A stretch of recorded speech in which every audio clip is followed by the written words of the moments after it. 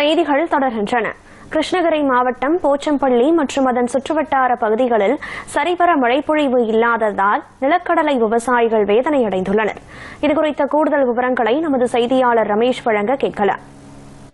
கிருஷ்ணகிரி மாவட்டம் போச்சம்பள்ளி அதன் சுற்று வட்டார பகுதிகளான ஜம்புகுடப்பட்டி, குள்ளனூர், ஜிம்மாண்டியூர், சந்தூர், குள்ளம்பட்டி, காட்டகரம் உள்ளிட்ட பகுதிகளில் இருந்து ஆண்டுதோறும் சுமார் 500 ஏக்கருக்கு மேல் நிலக்கடலை விவசாயம் செய்து வருகின்றனர்.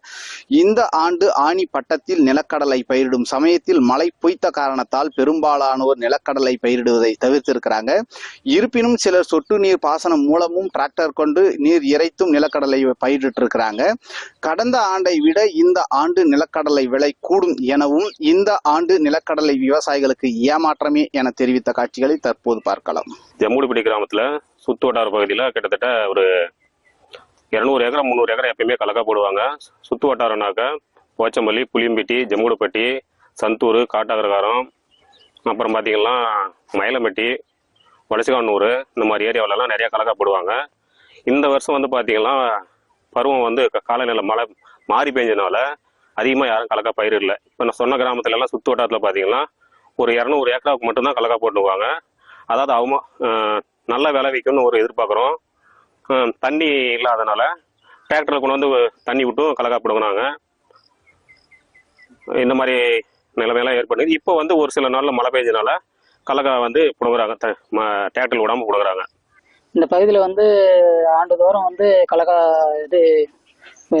விளை வைக்குவோம். இந்த டைம் பருவமழை இல்லாததுனால கலக்கா விளைவிக்க முடியல எங்களால். ஆணிப்பட்டத்தை இதை வந்து விளைவிக்க முடியல போட்டு எங்களால்.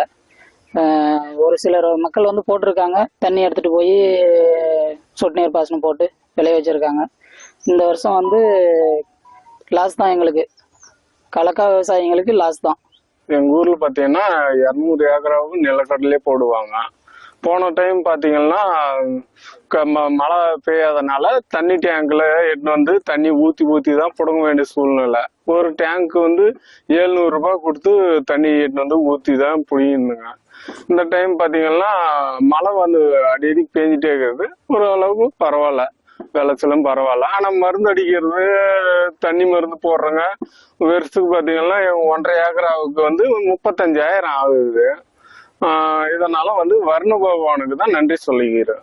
நான் வந்து ஒரு நாள் விட்டு ஒரு நாள் மழை பெய்யனாலும் வர்ண பகவானுக்கு தான் நன்றி சொல்லிக்கிறேன். அதாவது நான் நிலக்கடலை வந்து 1.5 ஏக்கரை போட்டேன். போன வீட்டு வந்து 700 ரூபாய் கொடுத்து தண்ணி டேங்க் ஊற்றி போடுங்கண்ணா. இந்த மரம் மழை ஒன்றா விட்டு வரனால வாரத்துக்கு ஒரு நாள் பெய்யறதுனால செடில் பார்க்குது. எனக்கு ஒரு 35,000 எனக்கு செலவு. நிலக்கடலை வந்து இந்த போன வீட்டு 2700 800 போச்சு. இந்த வீட்டு அதே தான் ரேட்டு போகுது. ஓரளவுக்கு நம் கடவுளுக்கு பகவானுக்கு தான் நன்றி சொல்லலாம். இந்த ஊர்ல எத்தனை ஏக்கராவுக்கு போடுவாங்க? இந்த ஊர்ல வந்து எல்லாம் ஒரு 200 ஏக்கராவுக்கு போடுவாங்க நெல்கடலை. போராத ஒன்றும் போக மாட்டாங்க, எல்லாம் போட்டுக்கிறாங்க. எல்லாம் 200 ஏக்கராவுக்கு போட்டுக்கிறாங்க. ஓரளவுக்கு இந்த வீட்டு மழை பெஞ்சதுனால பரவாயில்ல. தண்ணி டேங்க் என்ன எவ்வளோ விலை வரும்? தண்ணி டேங்க் தான் 700 ரூபாய் வருதுங்க. போன வீட்டு எடுத்து ஊற்றி தான் கலக்கா போடுச்சு. இந்த முறை வந்து இதான் மழை ஒன்றா விட்டு ஒன்றா பெய்யறதுனால ஓரளவுக்கு செல் பார்க்குது. இந்த வீட்டு மகசூல் கடல் மகசூல் வந்துடும். கடவுளுக்கு நன்றி தான் சொல்லணும் நாம்.